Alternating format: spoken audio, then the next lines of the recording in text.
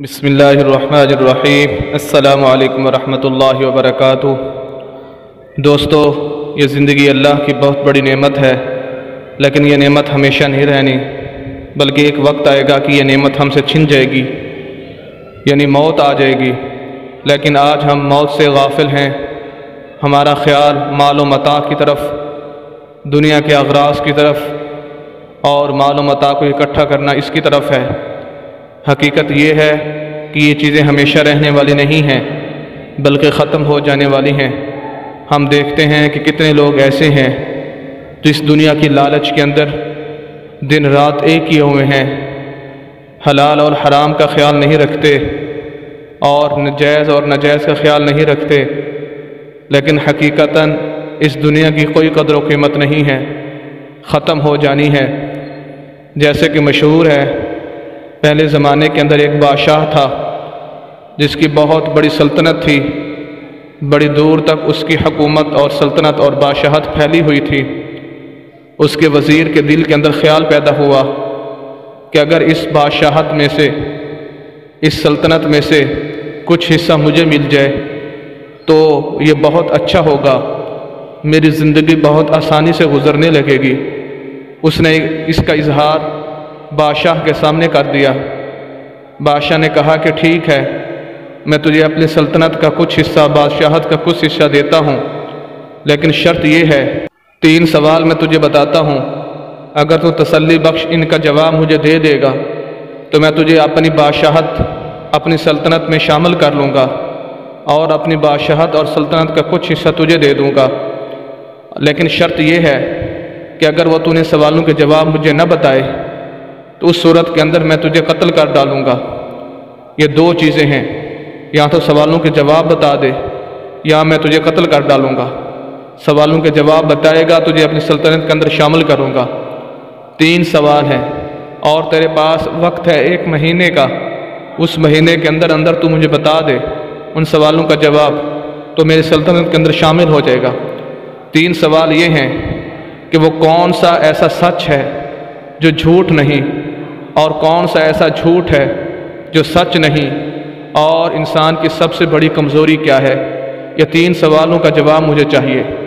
تو وہ وزیر باہر نکلا بادشاہ کے محل سے، بڑے دانشوروں کے ساتھ پڑھے لکھے لوگوں کے پاس گیا، پڑھے لکھے 2 لوگوں کے در پر گیا، لیکن کہیں سے اس کو کوئی تسلی بخش جواب نہ ملا۔ بڑی غور و فکر کرتا رہا، یہاں تک کہ وہ دن نزدیک آ گئے جو بادشاہ کے ساتھ وعدہ تھا۔ وہ دن نزدیک آتے گئے، یہاں تک کہ آخری دن آ گیا اور وہ پریشانی کے عالم میں، اس کے سوالوں کے جواب نہ ملے، اور ساتھ اس کو یہ بھی ڈر ہے کہ جب جواب نہیں دوں گا تو میری گردن اتار دی جائے گی۔ وہ اسی ڈر اور خوف کی وجہ سے کہ آج میری زندگی کا آخری دن ہے، وہ اپنی زندگی کے آخری دن کو گزارنے کے لیے شہر سے باہر دیہات کی طرف چلا گیا۔ دیہات کے اندر اس نے دیکھا کہ ایک جگہ پر ایک عام سا آدمی وہاں پر موجود ہے، اللہ کی عبادت کے اندر مصروف ہے، اللہ کا ذکر کر رہا ہے۔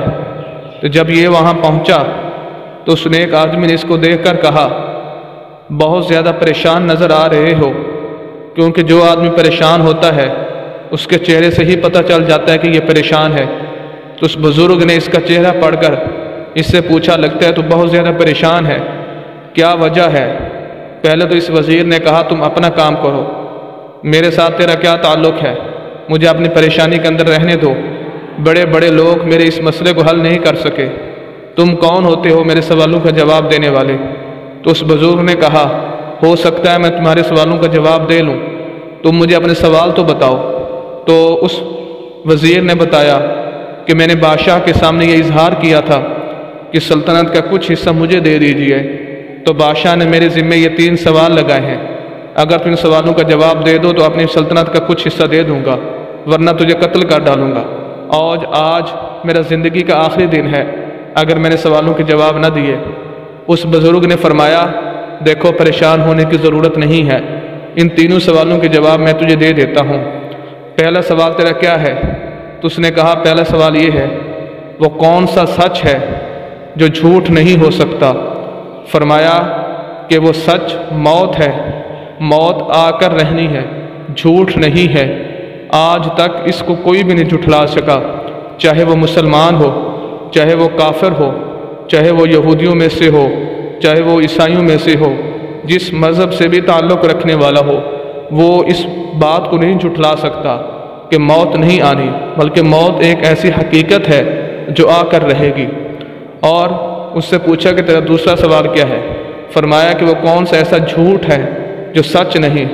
فرمایا کہ یہ مال و متاع ہے۔ انسان ہر وقت کہتا ہے یہ میرا مال، میرا مال، لیکن یہ ایسا جھوٹ ہے کہ یہ سچ نہیں۔ فوت انسان ہو جاتا ہے، اس کا مال اس کے ساتھ نہیں جاتا، وہ مال اس کے بعد میں جو ورثاء ہیں ان کے اندر تقسیم ہو جاتا ہے۔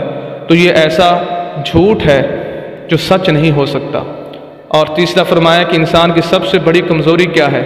فرمایا کہ اس کا جواب تجھے ایسے نہیں ملے گا، اس کے جواب کے لیے تو ایک شرط ہے میری، وہ یہ ہے کہ یہ میرا کتا بندھا ہوا ہے، اس کے سامنے ایک پیالہ دودھ والا جس کے اندر وہ دودھ پی رہا ہے، اس پیالے کو تم اٹھاؤ اور پیو گے، اس کے بعد میں تمہیں اس کا جواب دوں گا۔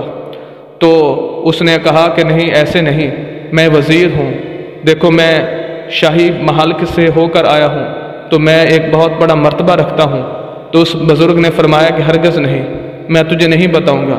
اب وہ وزیر پریشان ہو گیا، اگر تیسرے سوال کا جواب نہیں پاتا تو آج میری گردن اتر جائے گی، آج میری زندگی کا آخری دن ہوگا، کیوں نہ ہو کہ میں اس پیالے میں سے کچھ دودھ پی لوں۔ تو اس نے وہ پیالہ اٹھایا اور دودھ پینا شروع کر دیا۔ تو اس بزرگ نے تیسرے سوال کا جواب یہ دیا، انسان کے اندر سب سے بڑی جو کمزوری ہے، سب سے بڑی جو چیز ہے وہ غرض ہے۔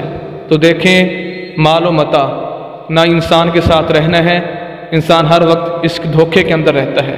یہ موت ایک ایسی چیز ہے، اس نے ہر چیز کو ختم کر دینا ہے، اور اس کے باوجود بھی انسان دنیا کی غرضوں کے اندر پھنسا ہوا ہے۔